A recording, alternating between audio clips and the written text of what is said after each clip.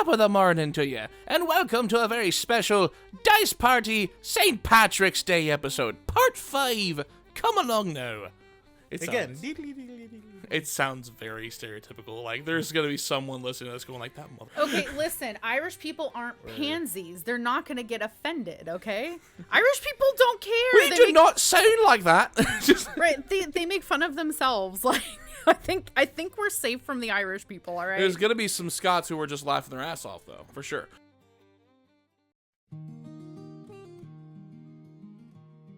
Hey, party people. If you weren't able to catch the last episode of Dice Party, here's what you missed. After enjoying breakfast at Minnie's Cafe in the grove called the Circle of Rain, Dash, Fleet, Liora, and Elo prepared to set out for Granny Morrow's home, hoping to uncover the truth behind the mysterious blight known as the Quieting, a creeping curse that seems to be spreading throughout the Feywild. Minnie offered them help in reaching her old friend, calling upon 3 Kelpies she swore they could trust. The party mounted their unusual steeds and rode deep into the forest toward Granny Morrow's secluded home. After traveling for some time, the Kelpies slowed and the group stopped for lunch. Suddenly, Fleet and Liora heard something strange in the distance. Unsure what it was, Fleet sent out his ravens to investigate. They returned with surprising news. The figure walking through the woods was none other than Stingy Jack. As Liora gathered wild mushrooms, Dash and Fleet munched on leftover hippogriff. When she returned, Fleet helped Liora turn her found ingredients into a hearty meal. Suddenly, Liora heard the sound of rushing water echoing through the forest, too fast and too strange to place. Moments later, Stingy Jack entered the clearing with a warning. Granny Morrow had been missing for some time, and those who traveled near her home had a tendency to disappear. He urged them to turn back, but the party refused. Before parting ways, Jack gifted them a magical acorn, claiming it could help them in a dire moment. During the rest stop, Fleet asked Liora why she never left the Heart Grove. Trusting him and his brother, she finally shared her story. Unfortunately, Dash began snoring halfway through. Furious, Liora stormed off into the woods, only to hear the sound of rushing water again, this time louder and coming from the clearing she had just left. She rushed back, staying hidden among the trees, and saw a massive creature looming over Dash, Fleet, and Elo. A riverine had emerged.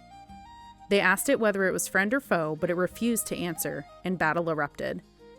Fleet, Dash, and Elo engaged the creature head-on while Liora stayed hidden in the trees, unleashing her magic from the shadows, hoping surprise and strategy would turn the tide. And that's where the episode ended, with spells flying, blades crashing, and the fate of the party hanging in the balance. What is this riverine protecting? Will the magical acorn save them when they need it most? And what dangers truly wait near Granny Morrow's home? Find out on this episode of Dice Party.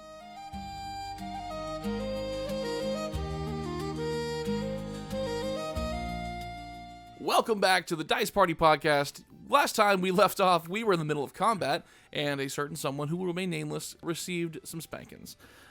I mean, really more just drowning, just straight up drowning while standing up on dry land. That's pretty much what happened. Butterfly kisses, you know. So, as we get back into it and everything, we at the top of the order, I believe we had Mr. Dash. I don't think you had a chance to go yet. I think we decided to kind of wrap it up, right? Because we were getting late, energy was dropping, we wanted to save the energy for you guys to get whip some more. So anyway, he gets in one good round in the last 2 years, and he's just like, "Yep, I'm putting on all the pants at once today." I am way too big for my britches. When we last left off, it was Dash's turn. So Dash, to kind of reset the scene where we were, you guys were in the middle of this clearing, standing in front of this big, what's called a riverine. It is essentially a very tall, broad-shouldered, barrel-chested, long-beard, elder almost looking person that is made of water and also solid at the same time. It's kind of weird. And that's what you guys have been attacking and have been getting attacked by now in the middle of this clearing. Over on the distance, we have Elo, who has run for cover, hardcore, because he tried to throw out fairy fire. That did not work. So, and then further into the woods, we have Liora, who was watching from a distance, trying to basically spell snipe from across the way, just like with the difficult terrain with the spikes and all that kind of stuff. And then, of course, you see Dash, your brother, Fleet, standing in front of you on the other side of this thing. It disappears, reappears behind Fleet, and then attacks it twice. It is now up to your turn. Is there an action you'd like to take to further this? So I remember, if I remember correctly, I had backed up a ways away. I gave myself some distance. So I'm going to kick it off with... So now it's even way further from you because it's on the other side of Fleet now. Okay. So what would we roughly say it's at? It was equidistant between you two because of the way it got moved and everything. It was like 20. Yeah, it was like right between us. It was 20 I feet remember. equidistant. So then you were 20 feet, he was 20 feet. Now it's on the other side of him, but it was right like on the other side of him. So it's like 25 feet. Okay. That's what it was. So now that's 45 feet for you. Because 20 And the feet, way he's 20, facing, yeah. is he facing towards me or away from me? He's facing towards you. Okay. All right. So to set the scene, I'm going to run over to the Kelpie that I rode over to the camp. And I'm grabbing my lance as I'm running over and I hop on him. And then I'm going to roll. Sure. So that would be a 19. Okay.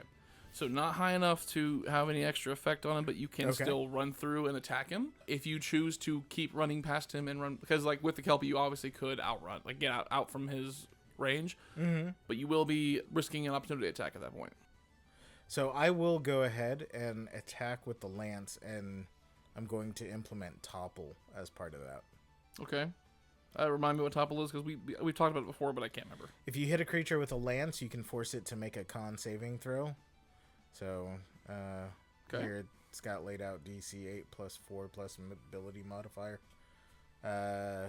Used to make the attack. On a failed save, the creature has the prone condition. Nice. Okay. It's going to be a 6 for the damage. Okay. And yeah. And then he has to make a con of And what? then you have to make a con of DC 8 plus 4 plus the ability modifier used to make the attack. So I hate math. It would be 16. 16. It's Okay. 8 plus 4 plus 4. Oh, gotcha. Okay. He rolled a natural 19, so that's 21. Sorry, 22. I can't do math. So, so that's 22. He succeeds on that. He does not get toppled. Okay. But good effort. I like it. Okay. But he takes that damage from the lance. Is there any extra damage from it or anything like that? Like, No, there would be in another scenario, but not in this. do you have the option? Do you have any other like bonus attacks, like freehand or anything like that? Okay, so given that are we counting like I went past him, like a joust. I struck at him, moved past him. If you want to make it to where you are moving past him and going past his range, then what that would mean is that you would have to, because he's a large, so he would actually be 10 foot is what it is. So you'd have to go past him and get then out of his range from there, and that would be an attack of opportunity. Or you could just hit him with 2 attacks as you're passing through, like one with the lance, and then maybe, I mean, you're a fighter, you might be able to swing it around. I don't know. I'm not sure how we can actually. That's what I'm trying to think, because I've got kind of an idea. Because I'd like to get around, if possible, to the back side of him. Yeah, you can do that. As long as you're not leaving his range, then there's no attack of opportunity. So, from the Kelpie, I am thinking, as we ride up to him and I strike him with the lance, I'm going to launch myself from atop the Kelpie, which is a jumping move. Sure. Allows me to go a combination of 15 feet. Is launch itself a bonus action? It is a bonus action. Okay, that's what I thought. I wanted to make sure. It is one bonus action. Yay! And I want to jump over him?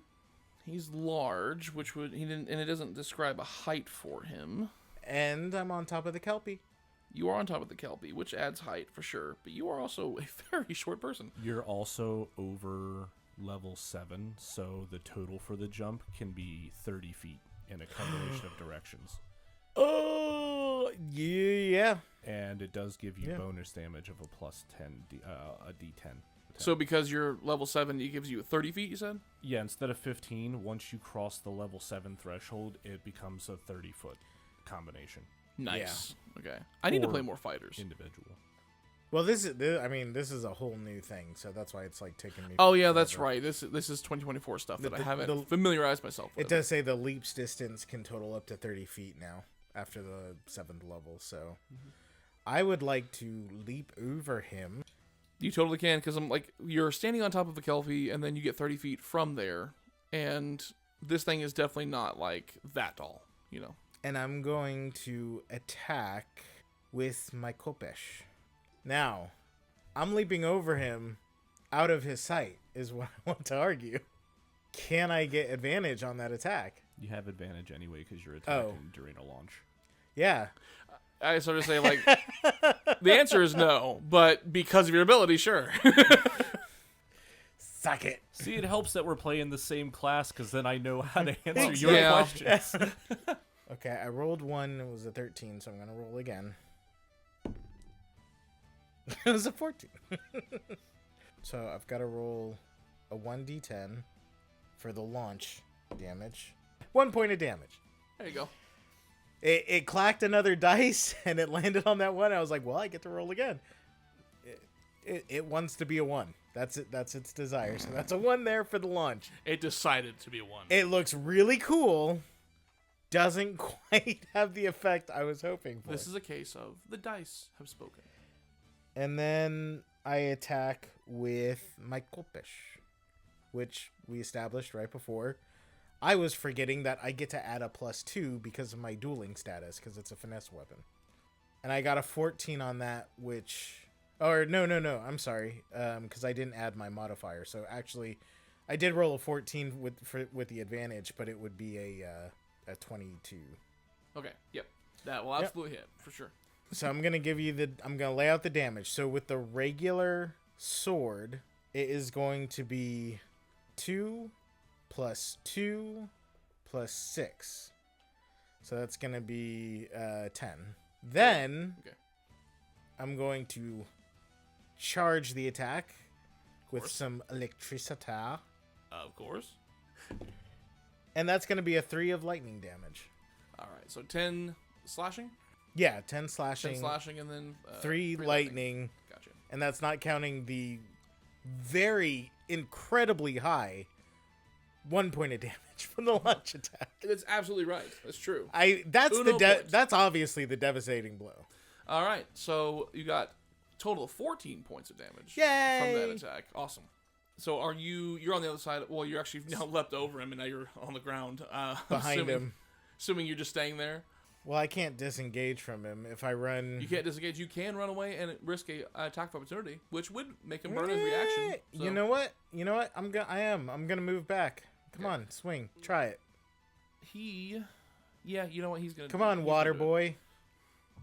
H2O sucks. Now, based on what you guys and all your stuff that you have going on, is there disadvantage or anything involved in this? Because I remember with Fleet's attacks, he somehow imposes advantage when he does special things. No, I tried to do the topple with the lance. That's the only thing I think I have. Gotcha. Okay. I just remember you guys had stuff to invoke disadvantage on. Yeah. Well, for me there is I think it's if I'm moving past 10 feet, it imposes disadvantage on any attack. In my mobile, when you use the dash action, difficult terrain doesn't cost you extra movement. When you make a melee attack against a creature, you don't provoke opportunity attacks from that creature. So you got mobile instead of speedy. They're the same function. They do it differently though. Like speedy does not make it to where I need to remember that. Okay. Speedy does not negate opportunity attacks. Yeah. It just gives you disadvantage on opportunity attacks. Period. No matter what. Mobile, as long as you attack them, you get disadvantage on. You get no to opportunity attacks. Yeah. You know, whatsoever. Since we did not establish that ahead of time, I'm gonna let it play as it lies. So yeah, cool. You have mobile, so no attacks. So this guy goes to swing at you, and essentially what happens is with flood, a wave of water comes your way and washes, and then it's too quick.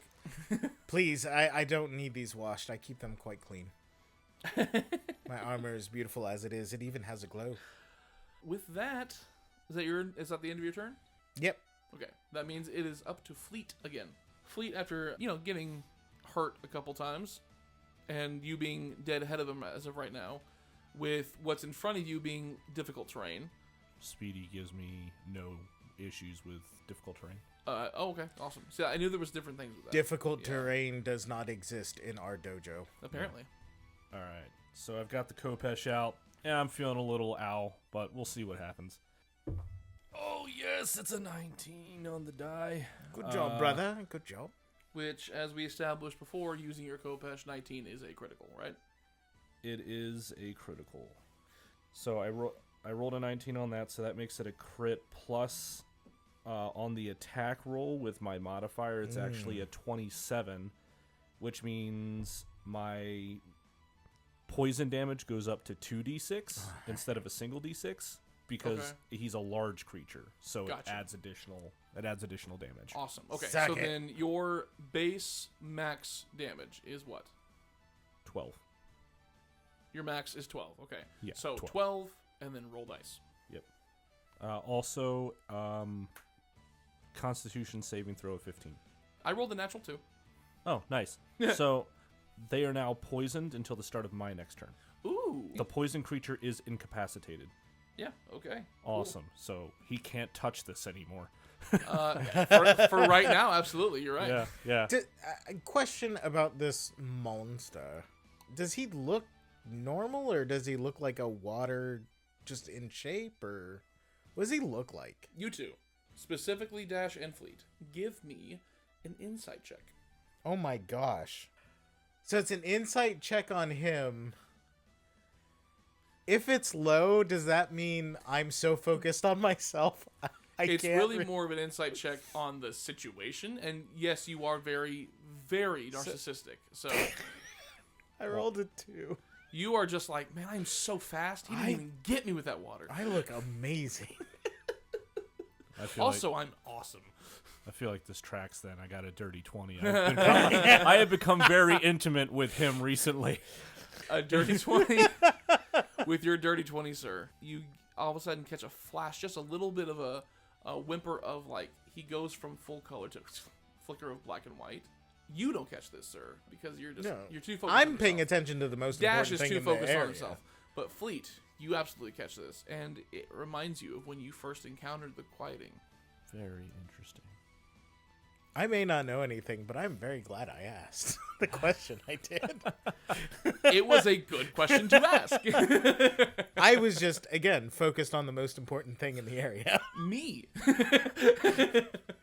So yes, with that knowledge, is there anything else you'd like to do? Because you do have another attack. Right. The damage on that first attack was 30. Oh, we didn't get the damage. I apologize. Yeah, 31. 31, is that slashing?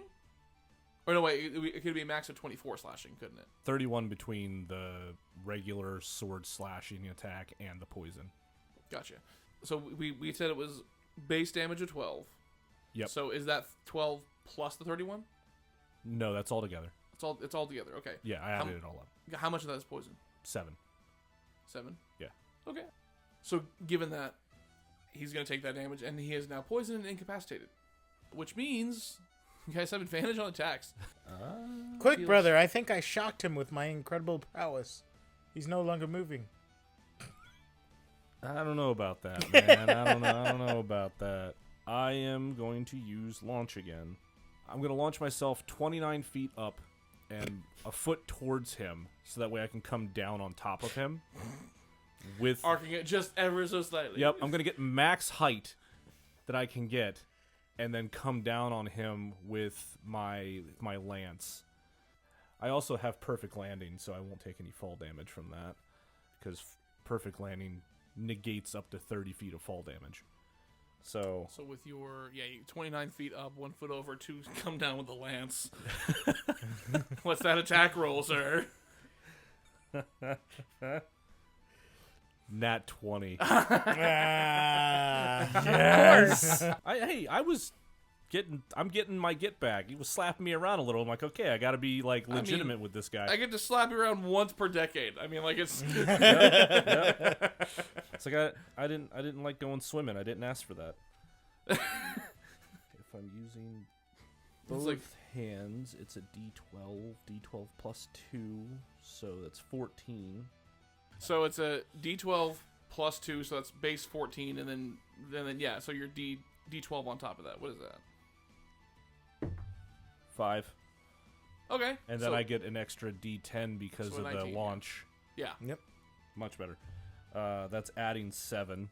So that was 19 plus, so that would be a 26. Okay. Cool. And then topple. And And then topple. Then he has disadvantage on this.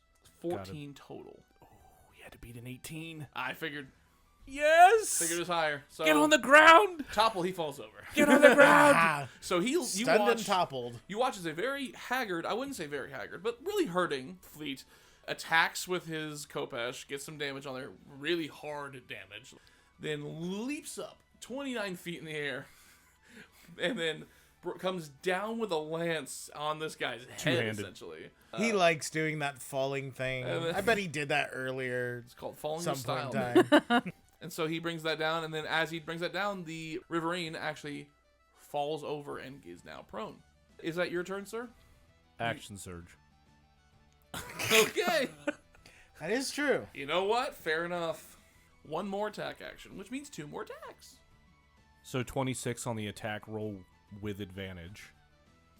Yep.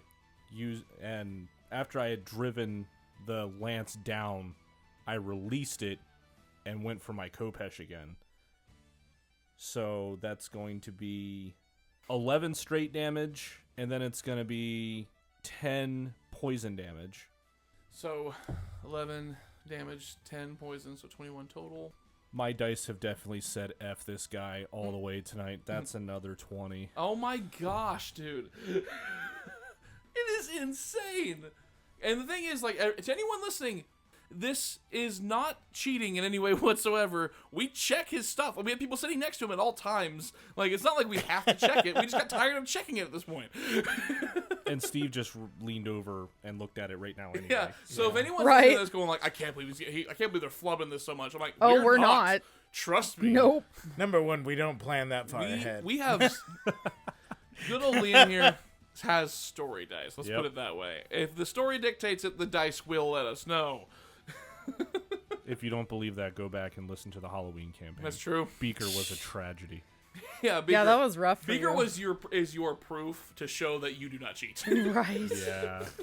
So that's going to be 19 slashing Okay. and 6 more poison. Gosh.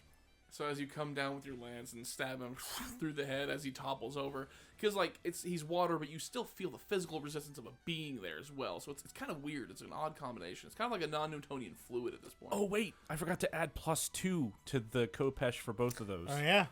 So that's... Oh, man. That's 4 more damage Plus 4 more total. damage. So, yeah. And then as you bring this guy down, what happens is you land there. The lance is basically sticking into the ground through him at this point. And he is prone. You take your Khopesh out and you do the slicey slice a couple times. So what happens is as you slice through this thing, you see a poison cloud. And of course, this guy's already poisoned. Like his water that he's around him has slowly seeped green. Like oh, sea foam. No.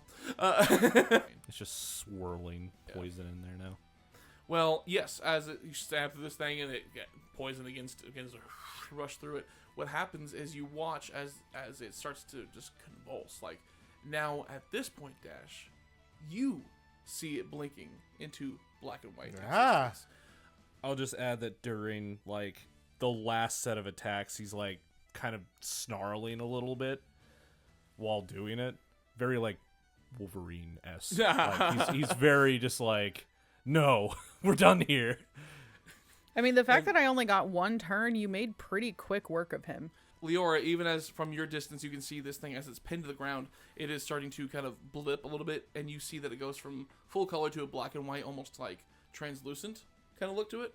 And this is something very... You've seen this if you've seen anything inside the quieting. Any of these abandoned groves. That's what I was thinking. Like, that sounds very And any of the quieting-esque. citizens that are left behind in the groves that you've passed through that are just standing there, black and white, blank expressions, and have nothing within them, essentially. It looks very much like that. It blips, and it blips, and it blips, and it kind of like warbles and kind of flashes in and out. Then all of a sudden, you watch it goes, and the water drifts away over to your, like, the northwest side, and what happens is it forms again in the form of a very giant spider. So that's what's going on now. It went from large to huge, which means it's much bigger than the other guy was. So I'll see this creature, and I'll grab a hold of my lance that's impaled into the ground. I'll use it to stand kind of slowly, and I'll tilt my head to one side, look back at my brother, and then gesture to the beast with my sword. I'm going to give him a big old grin. And start moving forward. Well, as of right now, it is Elo's turn. This thing populated closer to Elo. Oh, no. You know what? He's just going to do it again. He's going to go for broke. He's like, maybe it's work this time. So he's going to cast another fairy fire on this thing. Give it your best shot, buddy. He's like, oh no! And this thing's huge, so he just launches fairy fire at it. Just like, maybe this will help. It's his pocket sand. Yeah, essentially. So we'll see how this goes. Dex save. Okay, he gets a +3. Okay. Oh no! He rolled an 11. Makes it a 14.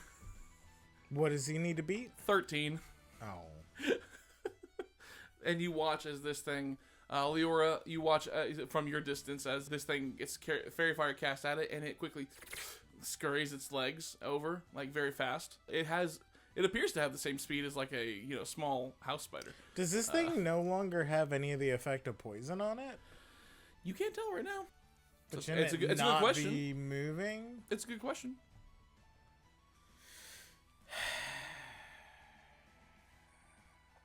Anyway, so it is, Elo can't really do much more past that, so it is actually Leora's turn. This thing's actually closer to you now because it scurried closer your way. Do it, girl. Okay, so Liora is going to use Call Lightning. Nice. Okay. And... I'm already here. Boom. Oh, I'm... Okay. Such a supportive friend. I was going to say she suddenly changes targets. So supportive. You see from her line of sight from the spider over to Dash. Wait a minute. What are you doing? What are you doing? Terminator HUD, just like dark acquired.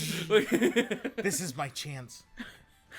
Liora is going to cast that at the creepy spider. And... above him, so where he can be a target. Yes. So it's a saving throw of Dexterity 15. That's a natural Wow. 20. Is it really? I'm not kidding. Trust me, I have no reason to lie about this. I want you guys to beat this thing. But I'm also of the mind of let the dice tell the story. He takes like half damage or something, right? Yeah. Is it save for half or save or as suck? much. Yeah, it takes 3d10 lightning damage on a failed save and half as much on a successful save. So you still roll 3d10s. Okay. So I got 19 for damage, so he takes half of that. 9 lightning. Okay. Okay, so for my bonus action, I'm just going to do Grasping Vine again. Sure. Yeah. So obviously, okay, 60 feet. Okay, is the spider between me and the boys? Or are the Yes. boys between me and the spider? No, it's between you and them. Cool. A little off to the side. Okay. But it is, yes. So it says specifically that I can pull the thing, whatever it is, Oh, up to 30 feet toward the vine. one thing to let you know. This is a concentration. I would rather use Grasping Vine. Oh, okay. Gotcha. That's fine. So with this, there's a DC 15 is what it is you said your spell save is? Yeah, DC of strength, I guess, for 15. All right, so then looking at this and everything, you actually are able to take the spell and just hit him with it, according to the way it's worded, because it is saying that the escape DC is to get out of it, which he won't be able to escape until it's his turn. So he has the opportunity to try again on every turn if he can escape. But as for right now, it does not go through. He can't do anything. You just have him grasped, and you're able to pull him how you want to. Okay, I don't really want to pull him, but I would like to do the damage. Sure, you can totally do that. 4d8 bludgeoning. Okay. 15 bludgeoning damage. Nice. That's pretty good for 4d8s. Please tell me it's a giant newspaper. The bludgeoning damage is just Or a from shoe. the wrapping, from the... It's like the Green Lantern forming an object from like the vines. Yeah, as this vine reaches out and grasps this guy, as it wraps around all 8 of its legs, it just pulls him in tight, and that bludgeoning damage is worth 15. So, ouchie, not fun. That is an action for you, and then your bonus action. That was my bonus action. Yeah. Did you so want to move? No, she'll just kind of. So Liora is actually just going to kind of duck behind. She wants to make sure she's staying hidden. So just kind of duck behind a tree or a rock or giant fern, whatever. Rolling to see if, after that casting that spell, see if he can locate you. He's not going to do very well because, I mean, it was not from you. It is just, he knows he's got further proof there's somebody else on the battlefield. So. He just doesn't know where I am. Disadvantage on that. No, it's just the trees. The foliage. Don't like them. Oh, dang. Okay. He's a spider with a bunch of eyes. He's got really good perception. So. Kind of not surprised by that. Yeah, not really. Actually, I was thinking about that, and I didn't want to say it because I didn't want to give you an idea. Give me an active stealth check then, because I was going to see if he could just peek over, but this is a very high roll. You got a 25. You have to beat a 25 stealth. Yeah, I don't think that's possible for me. If you get a nat 20. I'm pretty sure even that wouldn't give it to me. Yeah, I only have a +1. I think he's saying if you get a nat 20, you'll get it anyway. That's what I'm saying. Nat 20 is a crit. I will count a nat 20. Because if you don't roll, he's going to spot you. Give me a second here. 1 second. Shut up. That's all I needed. That was it. Do you believe in the heart of the dice? What are you rolling twice for? What are you doing? I got lucky points, my guy. I'm watching. Oh, okay, That's why I was okay. giggling. She's pulling up lucky. Nat 20, good sir. How many rolls did it take? Suck it. It took me 3 rolls. First one was a 16, second was a 7, third was a 20. Thank you, lucky points. Well, you know what? You used them. There you go. I got 2 left and an inspiration, so we're good. I mean, she loves that lucky feat. Lucky feat, I'm telling you, I'm going to, like, unless I play a character that is specifically unlucky, I will always That's the person. always take the lucky you feat. make a halfling who has bad luck, and you name him Lucky Feet. Right, but he doesn't have the lucky feat. Let me see here. Okay, so then this thing looks around. You watch as this thing is bound. It can still kind of move around and finagle because it's struggling, and you see like 3/4 of its eyes, like however many eyes it has, just turn back to look towards you. Like its head turns back, and you can see it going back your direction. And right at that time, you go, and you just hold your breath, and you just kind of like dip down beneath this rock or whatever, hoping it didn't see you. It's kind of like that scene in Lord of the Rings whenever the Wraith is over the log. But yes, you narrowly avoid the eyesight of this thing. Very lucky of you. So, get it? I said the thing. He's in the thing. So with that, Because you used lucky feet. it is actually its turn. It is going to make a strength save to get out of this thing. Please fail. Bad juju on the creepy spider.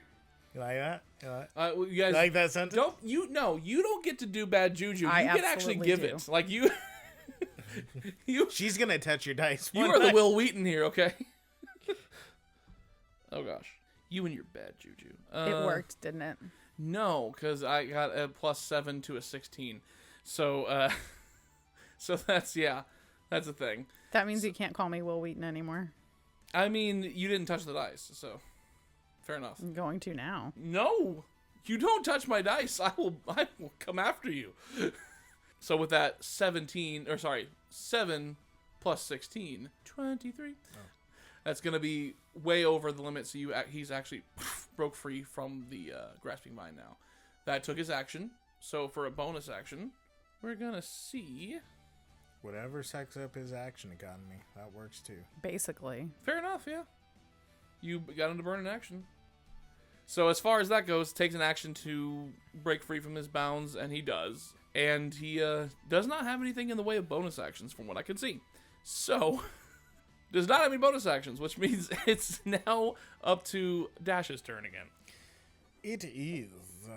And I'm going to go to town on this guy.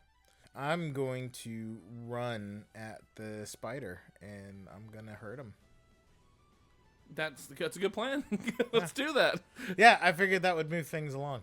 But he did break free of the grapple, so he's moving now. He is now broken free of the grapple. I'm going to run at him. And I'm going to attack with my lightning kopesh. Lightning Kapesh. Was he facing us, or is he facing away? He was facing you guys. Okay. I'm going to run at him. I'm going to chop at him. And I'm going to attack him. And I'm going to hurt him. So that first swing with the kopesh is going to be a 12 to hit. Right? Okay. 12 to hit. It's gonna hit, right? What do you think?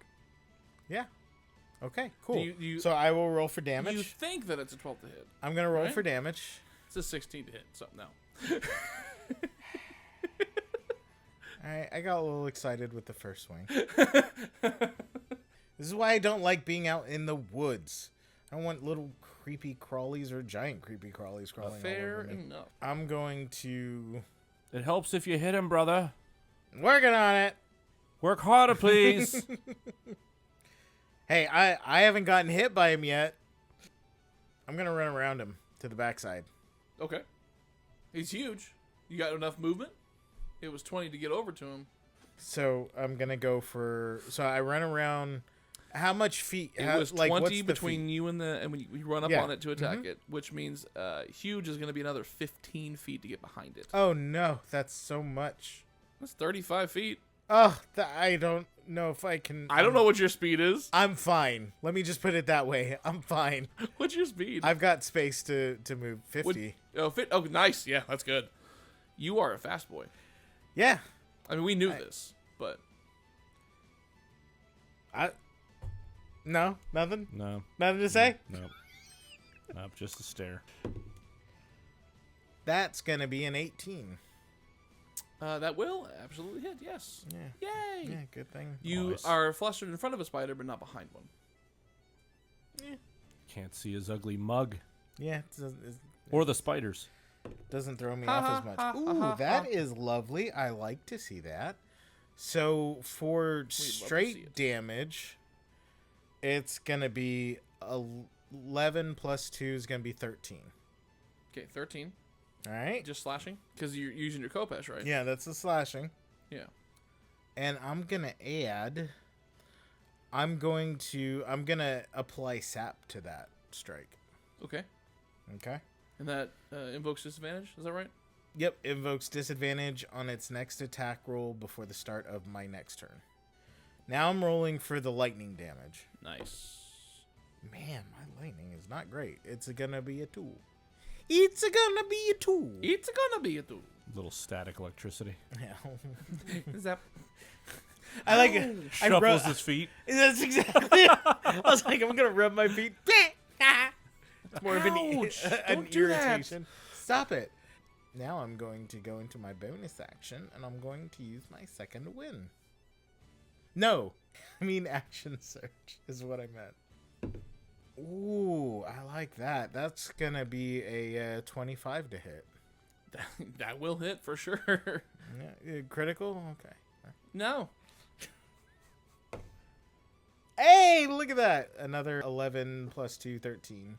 Nice. Let's get some lightning. Let's get some lightning in there. My freaking word, dude. Brother. Is that another 2? No. 1. Oh, wow.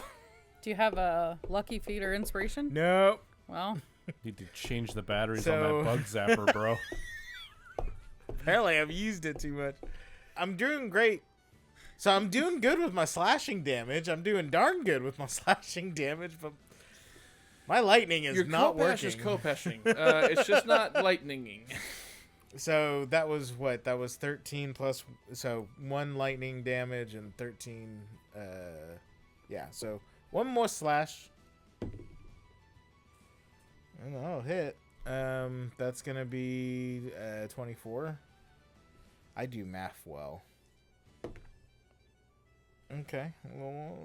So that's gonna be 12. 12 for the slashing damage. Come on. Zap him. Come on. Give him the zap. Ah! Good 6. lord. Dude. Yeah. 6. Gosh. You changed the batteries. I told you. He sat there. I shuffled my feet enough. He slashed, zap. Oh, crap. Slash, zap, crap. Slash. Are you kidding me? And then on that final one, it's like, he took the hilt of it and kind of hit the bottom of it. And then slash, zap. Finally. Thank you. Bug zapper. Finally happened. Good gracious. Okay. And I'm going to move back from him. Gotcha. So. Because I have more walking distance. You do. So I'm going to move away from him. With that, it is going to be Fleet's turn. I'm going to hit him. Well, try to hit him with my crossbow. 24. With a 24, it will absolutely hit. That'll be 8 damage plus Vex. And Vex will give him, I believe it's disadvantage. When you hit a creature with the hand crossbow and deal damage to the creature, you have advantage on your next attack roll going against the creature before the end of my next turn. Okay. So it has disadvantage on its next attack, and you get advantage on your next attack against it. Okay. Yep. Cool. So I'll sprint up at it with the Viper. And that'll actually be a 26. Yes, 26 will absolutely hit. So what damage did you get, sir? 11 slashing and 5 poison. Nice. Okay. And then I'll use my movement to get out of the way. Okay. Here's what's going to happen. Elo is going to go. Your turn's over, I'm assuming, right? Yep. Okay. So Elo is going to go. With a natural 20. I just realized, though, he's been less effective than the Pancake Wizard. Equally. No, I'd say less. Like, Pancake Wizard actually cast some things.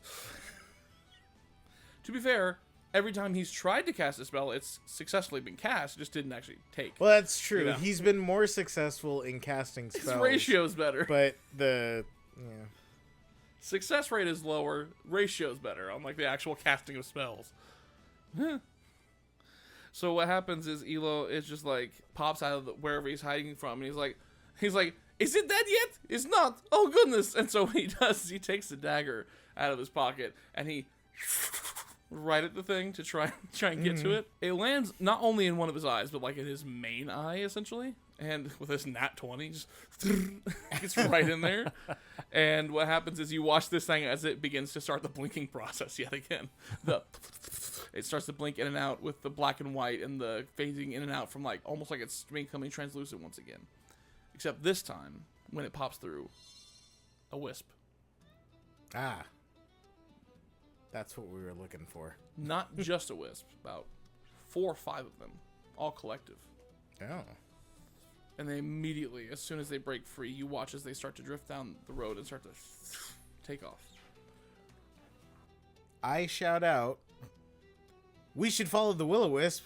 I'm going to go help on my Kelpie. And I do so. Liora is going to pop out from her hiding spot and say, yes, let's go. And she's going to jump on hers as well. I'm going to be responsible and put out the fire I made. And then I'm going to jump on my Kelpie and follow quickly. Elo is right behind and is like, wait for me! I don't want Big Spider to come back! I will use my rope caster and fire it back at him. And if he's a willing creature, it automatically will loop around him. And I can draw him in. Yeah. That's awesome. Yep, He's yep, like, yep. wait for the man! He's right down the road and, like, not anywhere near you guys, but then all of a sudden, Please tell me you just drag him along with the rope and he's just flying like in the air like a kite. It's like, He puts the Kelpies are going so fast, he probably would. That's be what I like, mean. "This He's so is not small." So bad, actually. he pulls out like a random pair of extra pants and uses it to like kind Like of a hang parachute, glide. yeah. He's paragliding or hang gliding, whatever. He's yeah. pantagliding. Oh gosh. So you guys are making your way very fastly, steadily heading towards Granny Morrow's. As you get closer and closer, you were told where to go, and you know that you're getting very close to this point. As you guys head on down that way, very fast going down the road, you travel for extended period of more hours. Does not take, multiple days as it would on horseback. Of course, you guys have already ran a good distance with the Kelpies and everything. Mm-hmm. But as you get closer and closer to the grove, you notice that it's strange.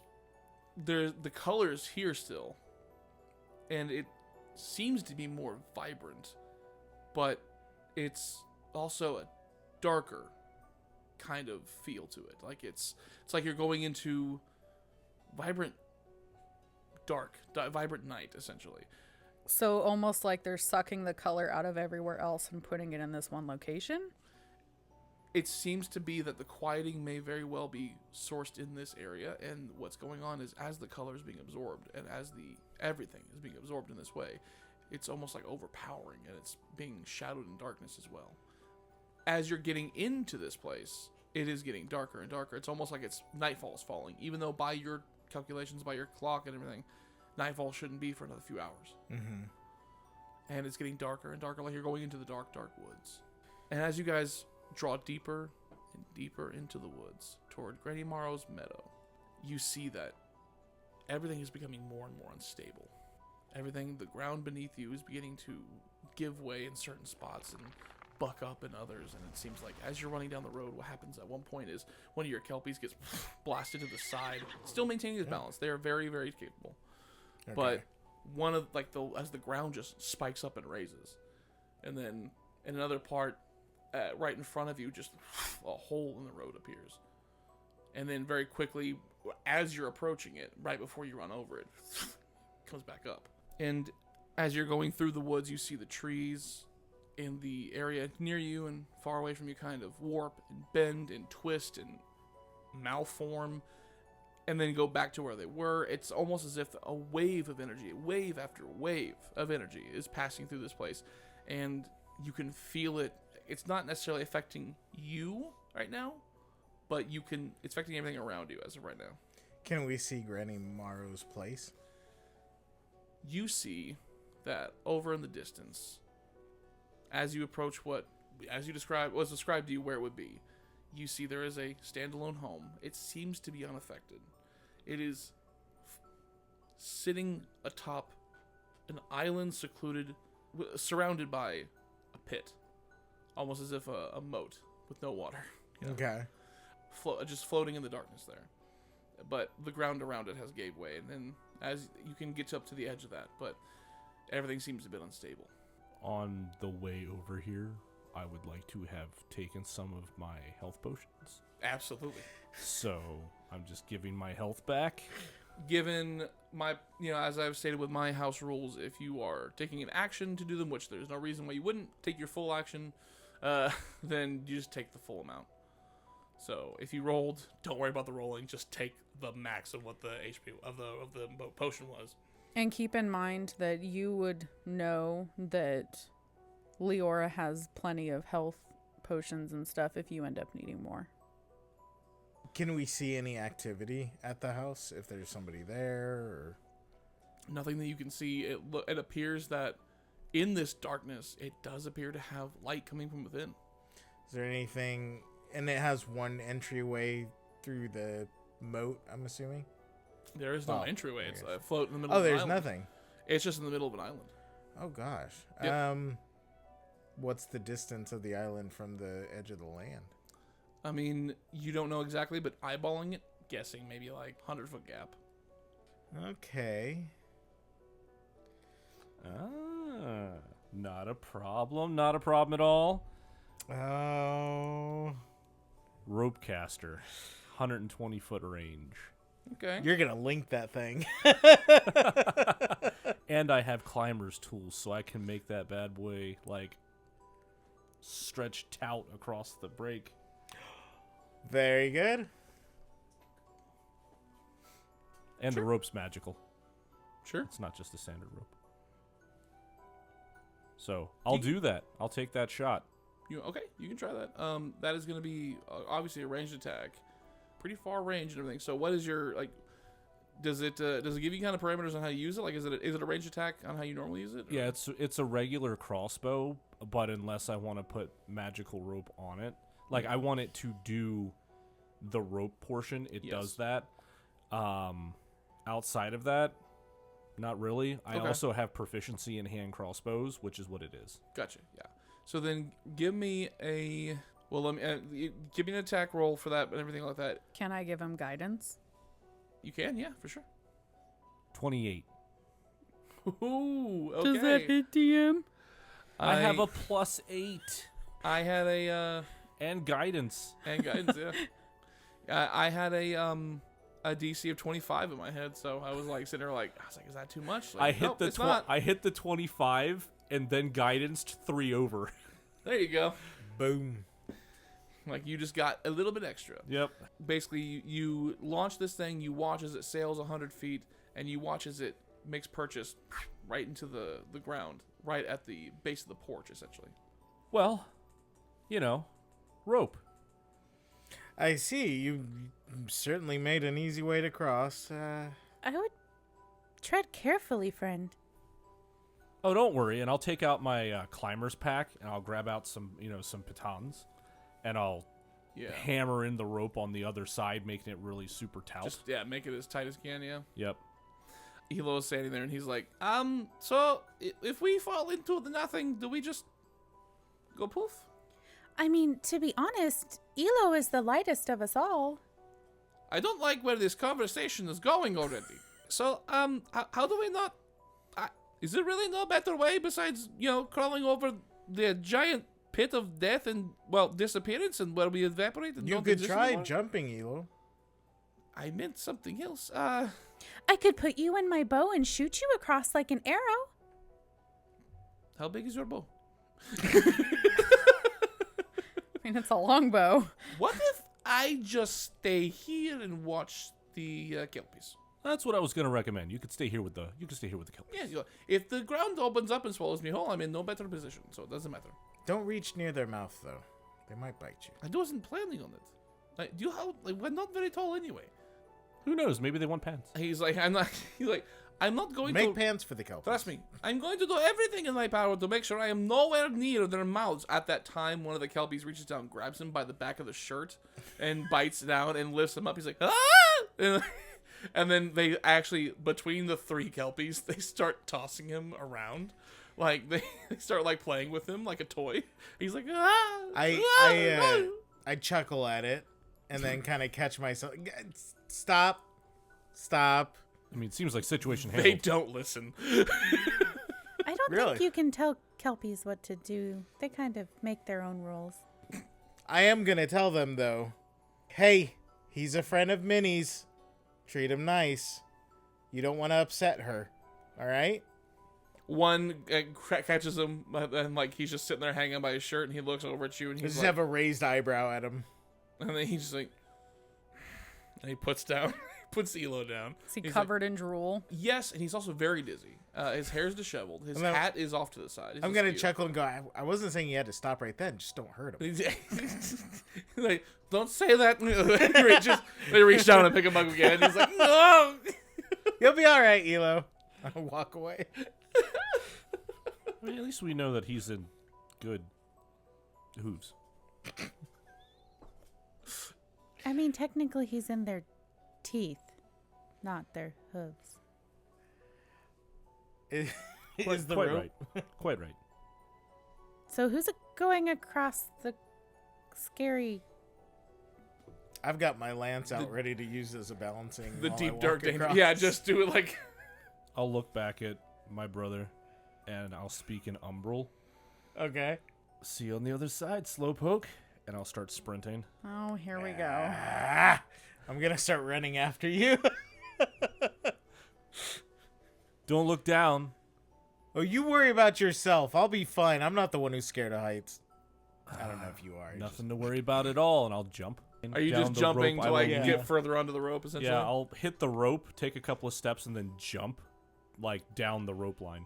Before you guys go, Leora's just going to say, Oh, I have some sap that might be able to help you in case your hands need grip. It's very sticky, but it's also poisonous, so you probably shouldn't eat it, or just wash your hands really good before, touching your face or other body parts. Does it come in a container? It does. Fantastic. I'll take the container. Okay, I have two, ironically enough, so one for each of you. Just, it's very, very rare, so please bring it back if you don't use it. Or sell it, I guess. You could sell it too. It was really hard to find, though. You could sell one. Just give me back one if you don't use it. So, okay, I'm going to give those to you. I don't even want to touch the bottle. Oh, so you're not going to... Oh, because it's messy? It's disgusting. I don't want that on my clothes or my armor or anything. Okay. It's more for you. It's more Well, for you. I mean, you don't have to take it, but it could help you if you get into a bind. It's his way of saying no thanks. He just has no decorum.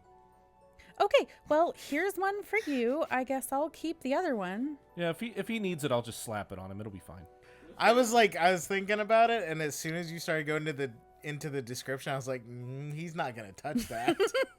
He's not gonna touch it. To be I fair, figured. Melody wouldn't either. You know she hates messes too, right? That's They true, are the yeah. same person. It's really weird. It's like you took my character It's- sheet and just made him a man. Honestly, you said the stickiness, and I was like, I know one character that's definitely not going to be keen on that. So I took one out of my inventory. And after she hands that to me, I will give my brother the wink after I have already stating what I said. And then I will sprint onto the rope and then make a lunge further down the rope line. Which, your long jump is 14 feet horizontally. And you can jump 2.5 feet off the ground by yourself. That's actually pretty high. Mm-hmm. 5 foot if you have a running jump. 22 with advantage. You know, that's pretty standard straightforward. As you're leaping across, you just kind of Mario jump there. And are you trying to land on your feet, or are you trying to like grab by grabbing the rope? I'll land on my feet. Okay, that is going to be a dexterity save. 18. Okay, so it's a little wobbly, but you are for sure you stick the landing, and you watch as he just lands on his feet on the rope, and it's just there now. And I'll keep running. Okay, keep running. So then, as we're going across this tightrope, that's going to be more checks. This would be, still dex checks, so dex saves. Not saves, dex checks. So this would be acrobatics for sure, yes. So, because like you jump 14 foot across, which means you have just under 85 feet, or just over 85 feet left. So we're not in combat, so I can do like my bonus actions and stuff kind of whenever, or... Oh, yeah, you might want to actually look at your spells. I forget what the distance there's is for, nothing. There's nothing dictating your actions as of right now. So can I use wild shape? If you want to right now, sure. What type of creature would I need to be in order to wild shape into something large enough that can carry his butt over the thing in case he falls? According to the rules as written for wild shape at 8th level, you can turn into a giant eagle because it is a CR1. Okay, that would be strong enough to carry either of them? Yeah, it's a large creature, has a strength of 16, which means for a average sized person, 2 small creatures, this should not be a problem to carry all 3 of you across. However, one of them is probably not going to even notice because he's too busy showing off running on top of a rope. Yeah, no, it's more of I want to be able to grab him in my talons if, God forbid, he starts to fall. Sure. I mean, that's an option. But, okay, so Liora's going to wild shape into this giant eagle. Okay. So before she changes into wild shape, she's going to shout over to Dash and just say, Dash, would you like a ride? No, I can't let my brother show me up. And I'm just running for the rope. I half expected him to take it as a faster way across. Right? Like, seriously, you could have beat him, but whatever. It's cool. No, but that wouldn't be me. Oh, well, excuse me. There's If no he victory falls, in that. There's no victory he's in on that his victory, own. Yeah. Anyways, she's going to wild shape into an eagle and fly over to the other side. And then once she lands, she's going to turn and face them just to make sure, do I need to, like, save you as you fall in? Just in case. Okay, well, let's see how Dash does. I'm not gonna lie, I was fully prepared to have to fight you. No, let me go. No, I'm gonna run for the rope, but instead of trying to get past him, I'm just gonna do a lot of flashy acrobatics across the rope, just to demonstrate how good I am at being nimble on my feet. But I do have my lance out, as I stated earlier, to use as a type of balance, but yeah, I'm doing like how would I describe it, as like little dancing. So that's how I'm making my way across, just being as fancy as I can. If a bird could eat popcorn, Liora would be sitting there just watching you, hoping desperately that you don't die, but you fall enough to bruise your pride. Between throws, Elo is like, "Did she turn into a bird?" He's trying to. His vision's all over the place. She just Can't quite see. Poor guy. She just lets out an eagle screech. Oh my gosh! If eagles could laugh, that's what it would sound like. Fleet, what is your movement? 55. 55. Okay, I remember it was close. Whatever. It's a little bit better. That means for both of you, you can get your distance in 2 moves. Okay. I need you both to give me 2 consecutive acrobatics checks to get across this thing. I will add in a cartwheel. You don't have advantage in acrobatics? What Don't. the frick? I don't. Are you Or even my athletics? brother? What? What gave you advantage? Good question. Yes, inquiring minds would like to know. Our audience wishes an answer, sir. Why do you have advantage in acrobatics, yet Dash, the most amazing, most incredible, most graceful duelist ever to have placed a foot on this earth? How Did does someone he turn not his have voice it? into the teacher from Charlie Brown? The I'm hearing all the words you're using, and they definitely sound like words. So I decided I should have advantage, so I'm gonna roll again. Oh yeah, no. What did you roll? I got a 16 and a 15 Now, Mr. Fleet, what did you roll? with your advantage. I got a 27 and a 24. Because he has advantage. It comes from my squat nimbleness, by the way. Squat nimbleness. Yeah, when you're a small person, you can take the squat nimbleness feat, and it gives you advantage in athletics and in Both of those? yeah, it gives you both. Gosh, Yeah, I want to take change my character. You take advantage of being small. Dude, when I built this character, remember I told you I was like, I'm gonna make it. Well, I I'm know gonna make that, it hell. but I thought the only thing we had that was like different was the. Nope, I have speedy and squat nimbleness. I didn't take tough. You did. That's why you have more HP than me. That's true. I sacrificed HP for ability to move. All right, so So I hop, skip, and jump across with a cartwheel and a backspring. and I do just fine, right? Or she messed up my hair, the sabotaging my going across the rope. Whatever. Ah, my hair. It's not me, it's her. Oh. I need a dexterity save from you, Dash. Thanks, Liora. Anytime. Do I have anything? So it's gonna be 9. With a 9. Here's what happens. You barely, with the tips of your fingers, catch yourself on the rope as you fall. You are not able to keep yourself there. You are about to slip through. You have a moment to do something about it. I am already in the air.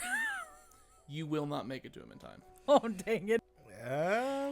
Give me an insight check. Okay. Do I notice the rope tension change because You noticed the twang. There was something about that, and then like it made you kind of like jolt a little bit, almost like somebody trying to pluck a string on a guitar. I'm gonna use startling speed? Yep. Let me go. So and find Dash, that. what did you roll for your insight? My boy, I swear, roll something. You are not rolling bones tonight. Let me just check something. That one. What? This one? Yep, right there. Oh, shoot. That's right, which was actually, No, it would be this one. Mhm. Okay, cool. I'm gonna use Indomitable. I thought there was something.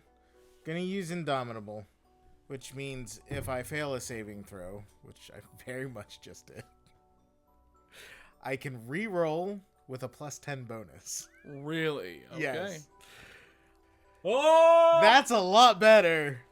So with the Indomitable, I rolled an 18, makes it 28 Okay. for the save. Instead of. So you Instead of the you- plus the yeah. 2. what happens as you're falling, you catch yourself with that one hand, and you're like, you know you're about to fall through, and then in a moment you're able to get your other hand right up there and just grip on that rope. Got a little carried away, but nothing to worry about. Did I bruise your ego just a little bit? Serious question. Does Liora realize that it was her hair mussing that made him fall, or is there no way for her to know that? Because she would feel terrible. I mean, I don't know. It was never It canon. was- It was never canon that was what caused it. Okay. All right. She's going to just think he screwed up then. He just was throwing out blame to anyone that wasn't him. Oh, okay. Yeah, yeah. Cool. It wasn't my fault because I don't do wrong Curse things. you, Liora! Right. Cool. As So he you're a falls into the narcissist. pit. Hello, where have you been the entire game? Have you met Yes. this man? Yes, he's a narcissist. How many times have you said he's the melody of the Hey, group? what she? Whoa, Literal- whoa. Yeah, yeah.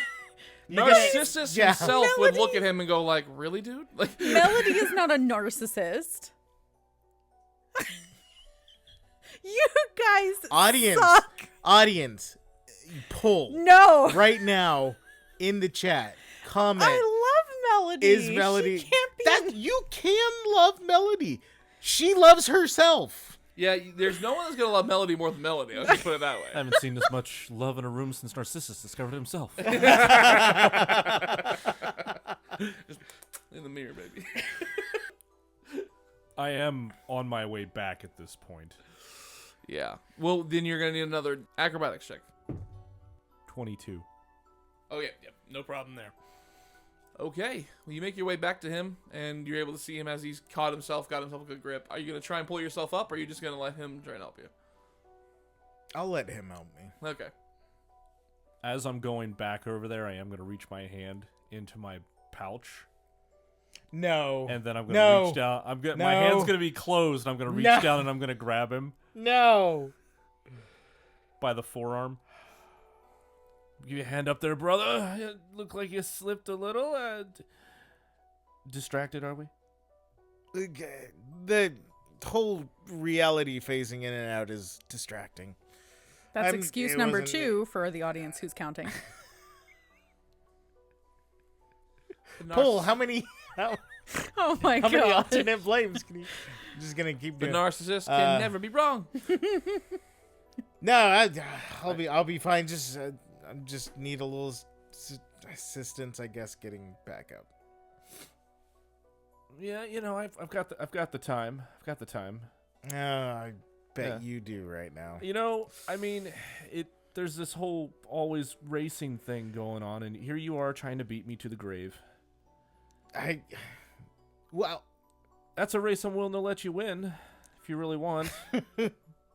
no, No, not yet. No. If Oh, I die, it's gonna later, be far though. more Leora, are you like flying right glorious near than them this. now? Yep, she's hovering a little bit because she. It's a giant eagle just right there. just Right. like, I'm just gonna be crouched over him, having this conversation with my hand like behind my back. Brother, you know I'm gonna die sometime in a harem, surrounded by beautiful women and lots of emeralds and diamonds and. If Not- you're not looking up, here. you see a giant eagle rolling its eye. Sure, yeah, yeah. I don't know Are you why. just gonna stand there? Can you help me out, please? I mean, I'm not standing, but you know, yeah, I'll give me a hand, brother. Let's go. All right, And I'll reach fine. down and with the sticky hand. You son of a bitch! I knew it. I knew it was coming. I knew I it. knew it was coming. What was that, Leora? I was gonna swoop down and grab him, but never mind. Sticky hand's better. Nope, I'm here for it. You are truly cruel, brother. Oh, come on, I saved your life, brother. You'll hear another eagle screech. I'm going to wash myself for 20 days after this.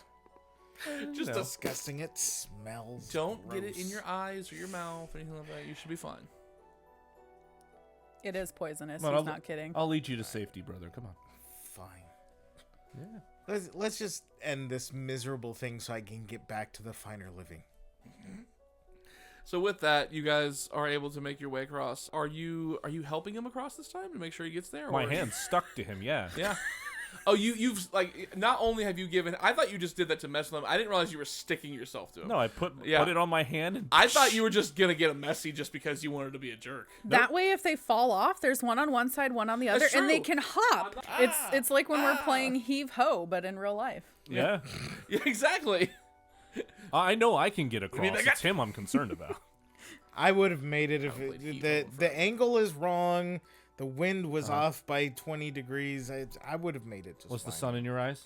The sun was in my blinding. Let's just go. Is it We look up I mean, and the it's sun- cloudy. it is darkness. Oh no, all I'm around aware. you. I'm aware. I'm totally. That's exactly why I said it. Yeah, I'm it was a like, glare. I know there are excuses. I'm just No, giving we're- him more of the same. Like, yeah, It's sun's in your eyes.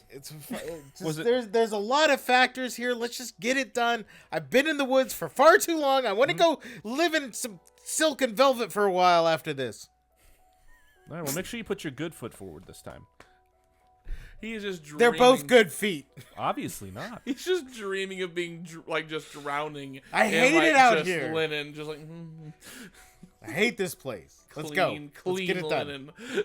I'll turn and face backwards while we're walking so I can see him. I'll just reach out and ruffle his hair. It's okay, brother. It's okay. We're almost there. Walk this way. Just like Walk just like this way. looking down, like. All right, both of you, give me another acrobatics check. My goodness, 15. 20. Okay, with a 15, you're fine. It's really shaky. You're having a rough time, and he is giving you a rough time for it. He's like, "Well, watch your footing there, hey." You're like this close. Yes, yes, yes. So as you guys, I make mean, at your least you way look good falling down. across You know? Really? Did I? Did I? I look mean, good? other than like the no, face but you was made, you but, know, you know, was it's- it? Was it dramatic? I mean, it's you. Is it ever not dramatic? Fair enough. Gosh, as you guys make your way across, finally, all the way to the other side. If I'm gonna fall, I'm gonna fall looking good. I mean, just like I imagine you just doing blue steel as you go down. Just Magnum. I can only turn left. Anyway. Yes, I can only fall left. So as you guys are making your way there, you finally reach the other side of the land, and you are in dead ahead, front of the house of Granny Morrow. As you look at this house, you see everything. It is basically glitching in front of you, like, and like flashing in and out, phasing in between two stases, 2 points, 2 states of being almost. Black and white to color to full vibrancy to like just like see through all this different stuff. Physically, as you go to reach for the house, you can't touch it.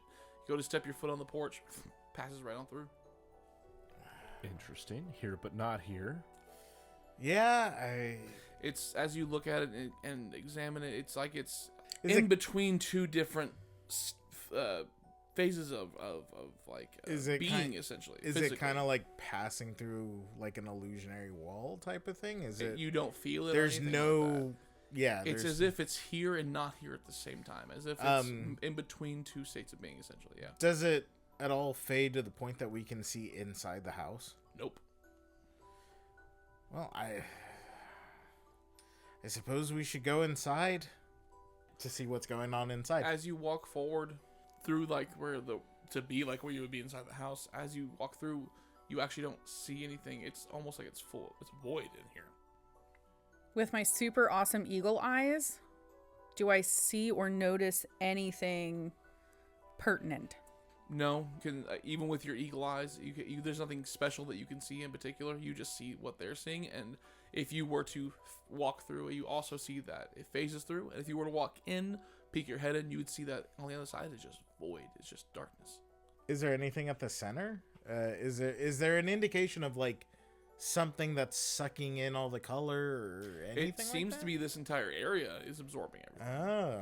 Yeah, like that's the reason why the world is being weird and everything. If I fly straight up over the canopy and kind of do a circle, do I see Stingy Jack anywhere? No, you can't see anything. It's darkness. Whoa. Like you can see like where you just walked across this giant, pit and everything like that, but past that, darkness. But eagles can see really good in the dark. Yeah, in normal, regular darkness, sure. Brother, what about that thing Stingy Jack gave us? Didn't he say something about it would cause us to pass through reality? The acorn? Yeah. I mean, I have 3. I'm gonna look at my brother and be like, hold it up. What do you think? Should I try it? Just make sure you don't get the tar on it. Or the sap. That's true. The sap. Yeah.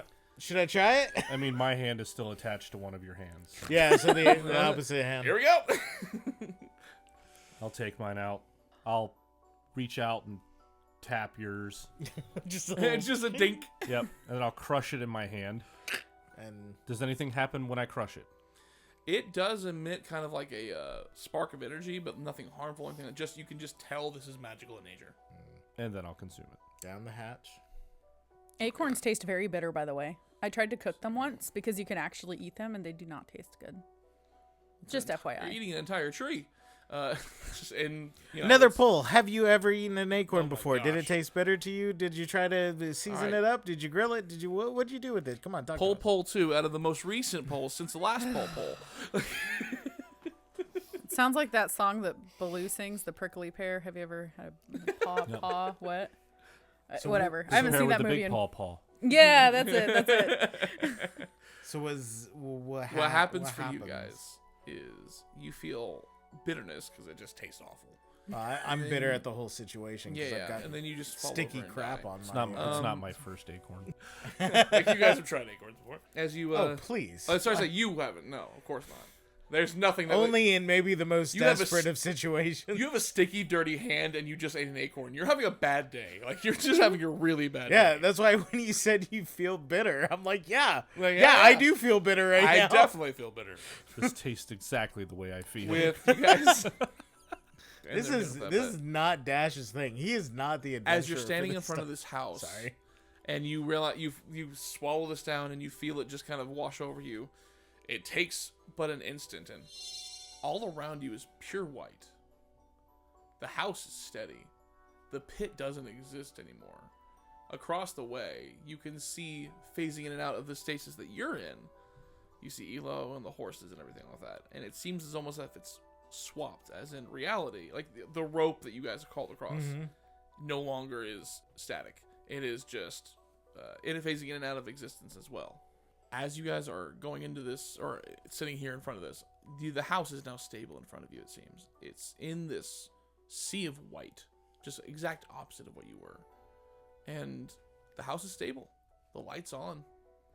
And you can hear what sounds to be inside something kind of mechanical almost. Hey, party people. Thank you so much for listening and coming on this adventure with us. Please like, share, and subscribe to the Dice Party podcast, and don't forget to rate us on your favorite podcast platforms. You can also find us on social media to keep up with all the latest Dice Party news, behind-the-scenes fun, and sneak peeks of our upcoming holiday one-shots. There are still new adventures waiting to unfold, and we can't wait to share them with you. Until next time, thanks for rolling with us. See you later.